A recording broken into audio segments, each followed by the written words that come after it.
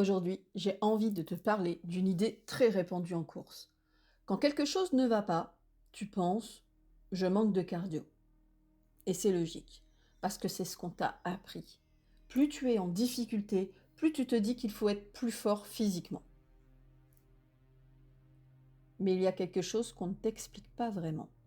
Tu peux avoir le niveau physique et perdre ta course quand même. Pas parce que ton corps lâche, mais parce que ton mental décroche. Et ça, c'est souvent très difficile à voir. Parce que ça ne fait pas mal comme une douleur musculaire. C'est plus diffus. Tu sens que tu n'es plus dedans, tu te disperses, tu n'es plus aussi clair. Tu prends des décisions qui ne te ressemblent pas.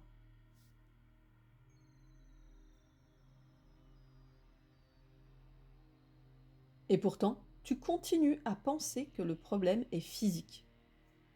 En réalité, ce qu'il se passe est beaucoup plus simple.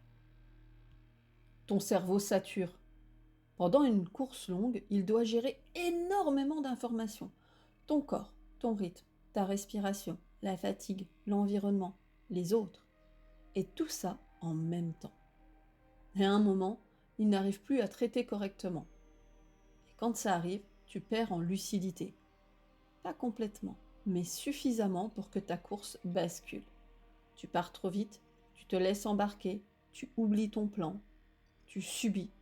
Et là, tu penses que ton cardio ne suit pas. Mais en réalité, c'est ton pilotage interne qui a lâché.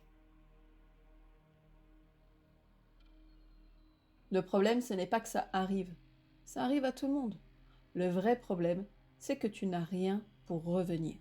On t'a appris à courir, mais pas à te recentrer dans l'effort. Pas à retrouver de la clarté quand ça devient flou. Pas à garder un cap quand tu te disperses.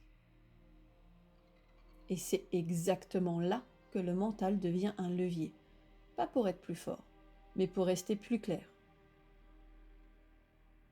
Parce que ce qui change une course, ce n'est pas forcément ton niveau.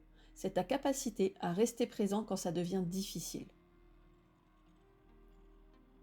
Et imagine, juste un instant, qu'au moment où tu commences à te perdre, tu es un repère. Quelque chose de simple, accessible, qui te ramène.